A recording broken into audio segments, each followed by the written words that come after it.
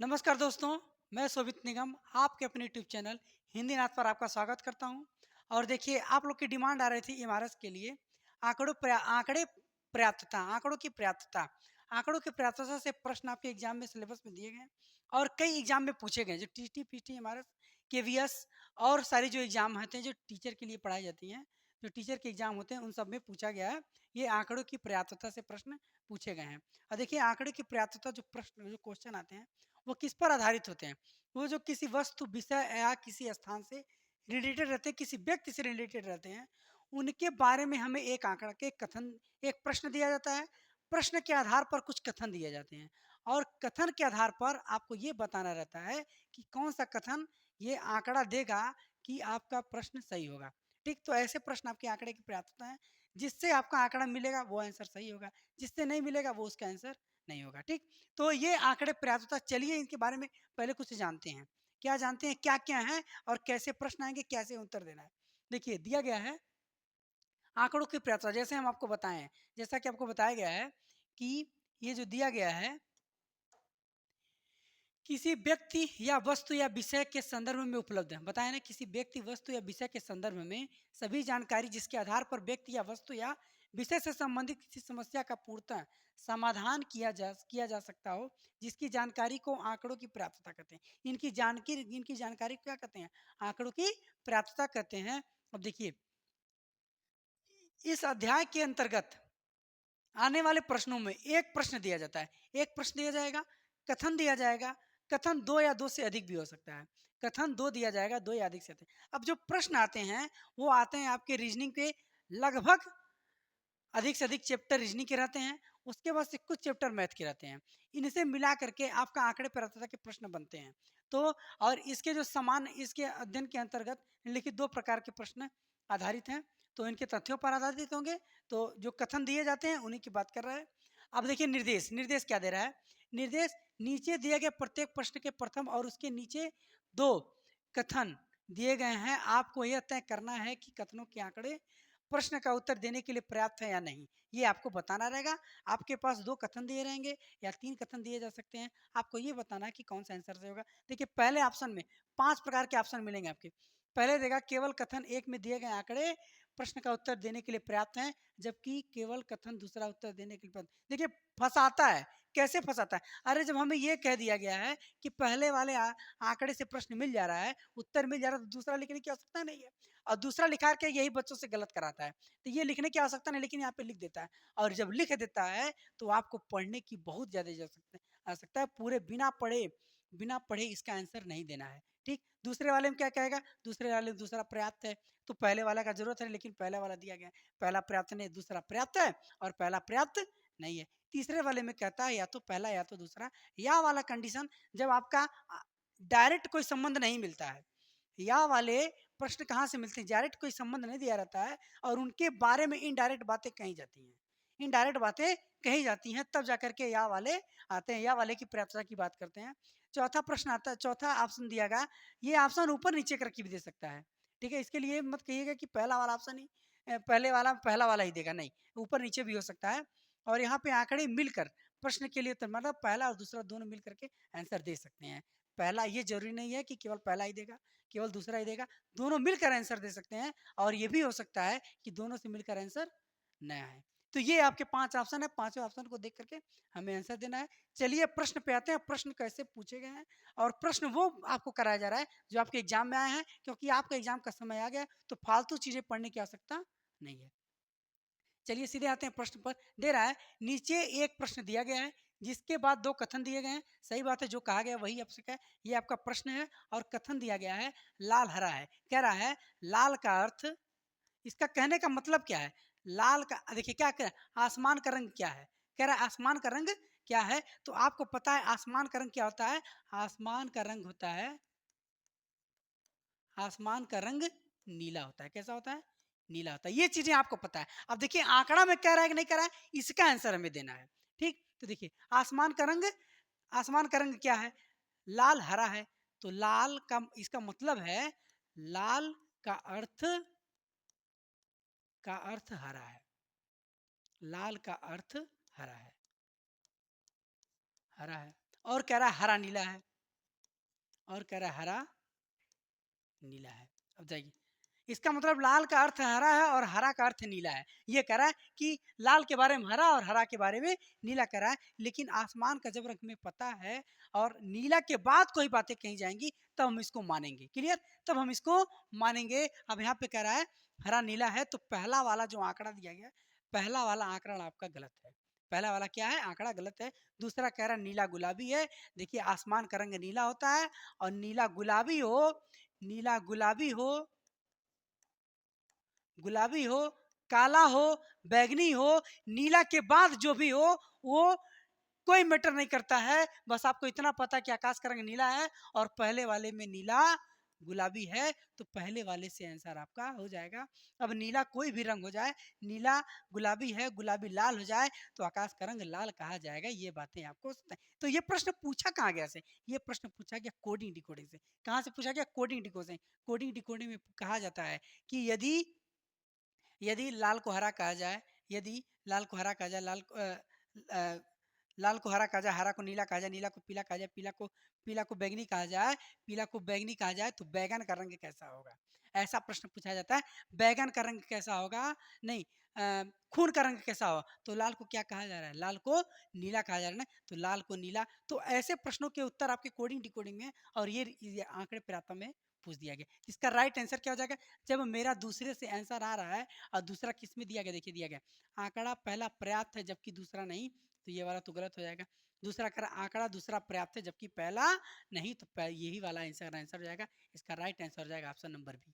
Clear, तो इसके right answer हो जाएंगे ऑप्शन नंबर बी। आपकी सामान्य जानकारी पर आधारित है। चलिए अगले प्रश्न की ओर आते हैं। अगला प्रश्न देखिए क्या कह रहा है।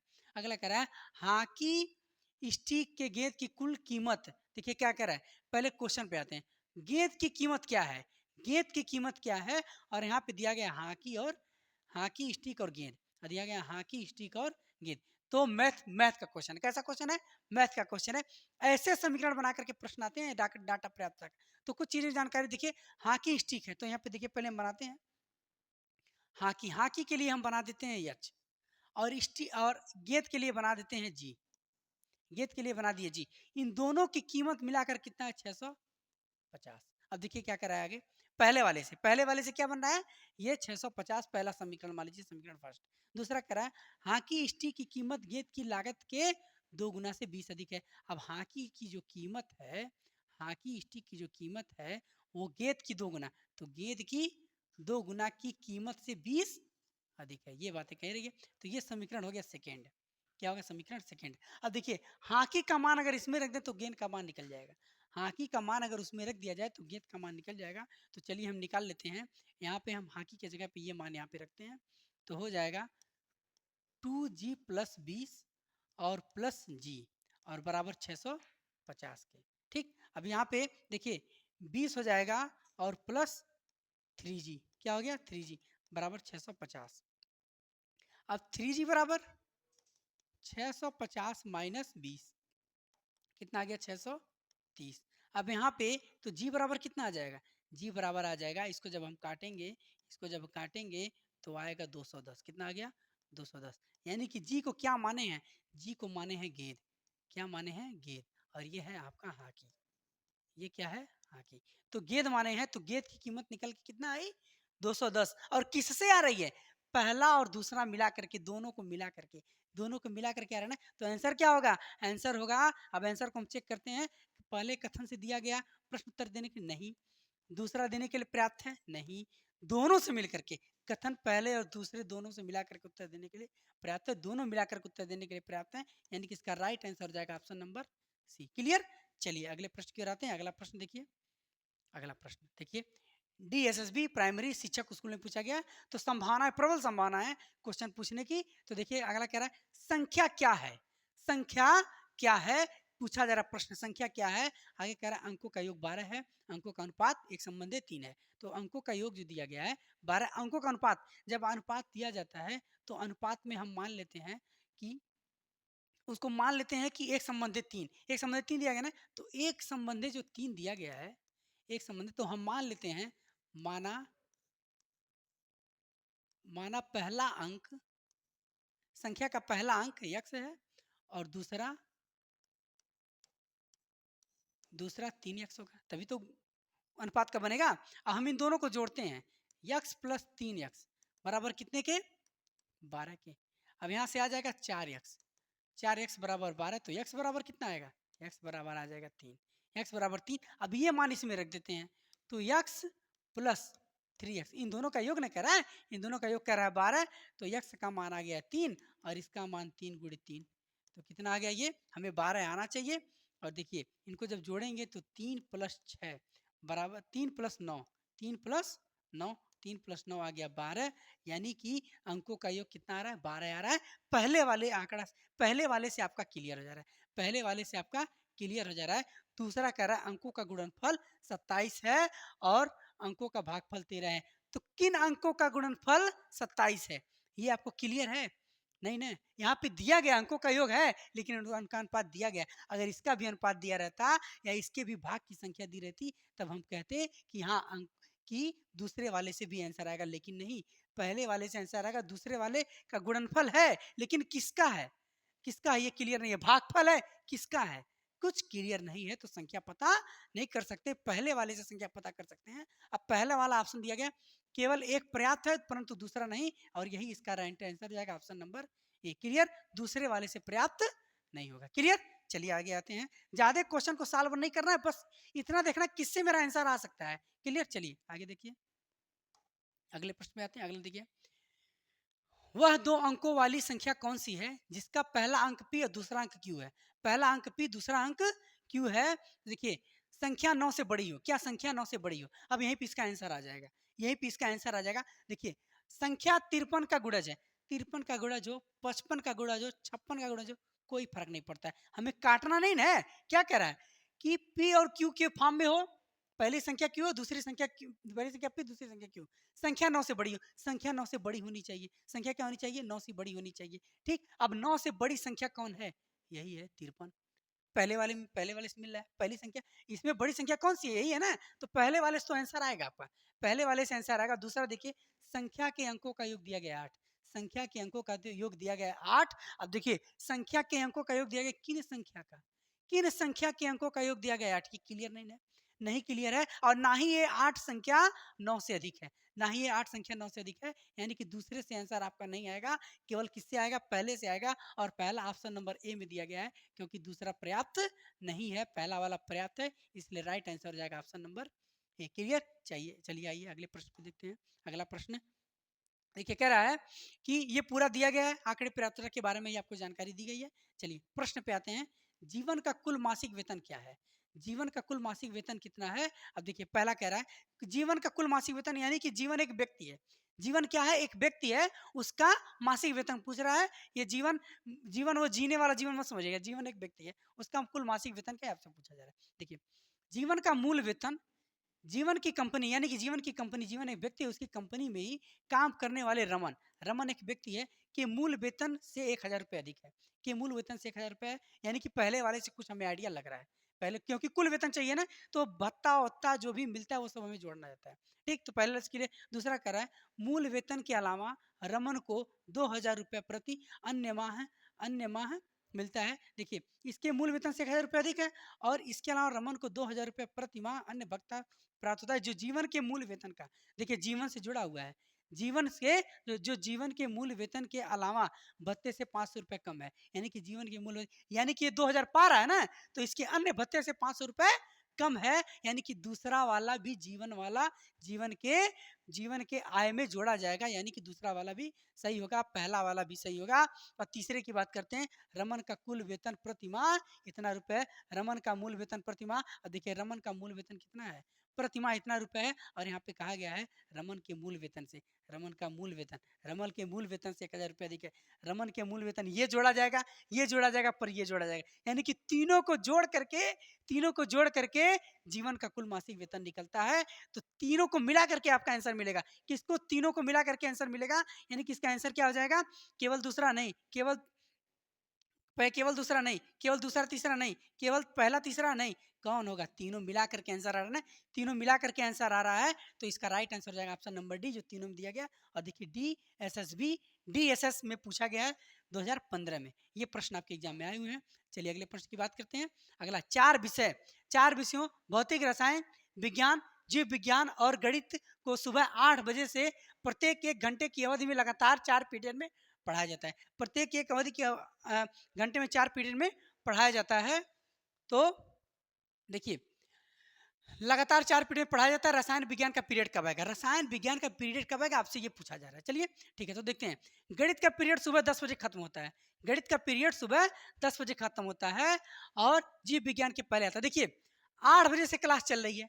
कितने बजे से? 8 बजे से। तो हम यहाँ पे लिख सकते हैं 8 से 9 एक क्लास चली, 9 से 10 दूसरी क्लास चली, ये पहली क्लास, ये दूसरी क्लास और ये तीसरी क्लास। 10 से 11 चलेगी और चौथी क्लास चलेगी आपकी, चौथी क्लास चलेगी आपकी 11 से 12। यही ना होगा, यही क्लास चलेगी। अब प्रश्न पे आते हैं। गणित का पीरियड सुबह 10 बजे खत्म होता है। गणित का पीरियड सुबह यानी कि गणित कब पढ़ाया जाएगा? इसमें इसमें आपको गणित पढ़ाया जाएगा। गणित का पीरियड सुबह 10 बजे खत्म होता है, जो जीव विज्ञान के पहले है। जो जीव विज्ञान के पहले यानी कि यहाँ पे जीव विज्ञान पढ़ाया जाएगा, यहाँ पे जीव विज्ञान पढ़ाया जाएगा, जीव विज्ञान पढ़ाया जाएगा, इसके पहले गणित पढ़ाया जाता है। अब दूसरा भौतिक, भौतिक का पीरियड आखिरी में आता है। भौतिक का पीरियड आखिरी में आता है। तो आखिरी में क्या आएगा? भौतिक। जब भौतिक आखिरी में आएगा तो बचा कौन? बचा कौन? देखिए रसायन विज्ञान। कौन बचा? रसायन विज्ञान। 3 विषय पढ़ा दिए तो यहाँ पे हो जाएगा रसायन, रसायन विज्ञान, रसायन विज्ञान। यानी कि लास्ट में कौन आ जाएगा? रसायन विज्ञान आ जाएगा। यानी कि पहला और दूसरा, पहला और दूसरा दोनों से आपका आंसर आ जाएगा। पहला, पहले ऑप्शन में दिया गया पहला। अच्छा तीसरे वाले को भी चेक करते हैं। गणित का पीरियड रसायन पीरियड के तुरंत बाद आता है। अब देखिए यहाँ पे पहले वाले से ये चीज समय है आपका गणित का जो पीरियड है, और दूसरे वाले से चेक करते हैं। गणित का पीरियड है रसायन के पीरियड के तुरंत बाद आता है, तो यहाँ पे रसायन आएगा, रसायन विज्ञान आएगा। रसायन विज्ञान के तुरंत बाद आता है, तो जब इनका बाद आता है और पहले वाले से आपको पता है जीव विज्ञान भौतिक विज्ञान का जगह पता है, तो यानी कि आपका जो आंसर आएगा पहली बार में पहले और दूसरे से बनेगा, पहले और दूसरे से बनेगा। और दूसरे वाले में जो दूसरा वाला होगा पहले और तीसरे से भी आपका आंसर बनेगा, पहले और तीसरे से भी आपका आंसर बनेगा। यानी कि तीनों से आंसर बनेगा, लेकिन एक बार इसके साथ और एक बार इसके साथ बनेगा। क्लियर? एक बार इसके साथ और एक बार इसके साथ। अब दिया किस ऑप्शन में? केवल पहला गलत, केवल दूसरा गलत। 2 और 3, 2 और 3 नहीं बनेगा साथ में, पहला और तीसरा साथ में बनेगा, पहला और दूसरा साथ में बनेगा, इसलिए भी आंसर नहीं होगा। अब यहाँ पे देखिए पहला और दूसरा, पहला और दूसरा आया है, पहला और तीसरा या पहला और तीसरा आया है, बिल्कुल राइट है। ऑप्शन नंबर डी इसका बिल्कुल राइट आंसर हो जाएगा। ऑप्शन नंबर डी इसका बिल्कुल राइट आंसर हो जाएगा। ये आपके आंकड़े पर्याप्तता है जिसमें ये जो क्वेश्चन दिया गया ये सेटिंग एलिमेंट से डाला गया है। तो ऐसे प्रश्न आपके एग्जाम में आते हैं। चलिए अगले प्रश्न की ओर आते हैं। अगला प्रश्न देखिए, सागर उम्र में सरिता से छोटा है, तो यहाँ पे लिख लेते हैं पहले, सागर उम्र में सरिता से छोटा है, तो सरिता पहले होगी, सरिता से छोटा है। सीमा अनुपमा से बड़ी है, अब यहाँ पे लिख लेते किनारे, सीमा अनुपमा से बड़ी है, सीमा अनुपमा से बड़ी है। इनमें से उम्र सबसे बड़ी किसकी है? सबसे बड़ी उम्र किसकी है ये हमें निकालना है। अब निकालना है, ठीक, ये 2 चीजें दी गई है, अब इसमें सम्मिलित करके हमें आंसर निकालना है। देखिए सीमा सागर से बड़ी है, सीमा सागर से बड़ी है, सीमा सागर से बड़ी है, तो यहाँ पे हम लिख लेते हैं सीमा जो है सागर से बड़ी है, सीमा सागर से बड़ी है। चलिए सरिता सीमा से बड़ी है, अब सरिता जो है सीमा से बड़ी है, सरिता जो है सीमा से बड़ी है, तो यहाँ पे हम बना लेते हैं सरिता, सरिता, यहाँ पे भी सरिता होगी, सरिता सीमा से बड़ी है। चलिए आगे देखते हैं। अनुपमा इन सब में सबसे कम उम्र है, देखिए अनुपमा इन सब में सबसे कम उम्र है। अब यहाँ पे देखिए क्लियर क्या चीज हो रहा है, सीमा सरिता सागर से बड़ी है, सरिता सागर से बड़ी है और सीमा सागर से बड़ी है, तो यहाँ पे आप देखिए, यहाँ पे आप देखिए, यहाँ पे अनुपमा हो जाएगी, क्या हो जाएगी? अनुपमा। कौन हो जाएगी? अनुपमा। अब देखिए मिला जुल कर क्या बना है, पहला वाला ये दिया गया है कि सागर कम सरिता से छोटा है, सागर सरिता से छोटा है, सीमा अनुपमा से बड़ी है, सीमा अनुपमा से बड़ी है, सीमा सागर से बड़ी है, सीमा सागर से बड़ी है, सीमा सागर से बड़ी है, देखिए यहाँ पे है सीमा सागर से बड़ी, सरिता सीमा से बड़ी है, सरिता जो है सीमा से बड़ी है, देखिए दिख रहा है सरिता सीमा से बड़ी है। अनुपमा इन सब में सबसे छोटी है, अनुपमा इन सब में सबसे छोटी है, देखिए सबसे छोटी है, यानी कि कुल व्यक्ति कितने हैं? 4। और किससे मिलकर बन रहा है? तीनों से मिलकर बन रहा है। पहला वाला, दूसरा, तीसरा, तीनों से मिलकर के ये आपका जो बना है सिटिंग, ये तीनों से मिलकर बना है। तो तीनों से मिलकर बना है, तो इसके लिए आंसर क्या हो जाएगा?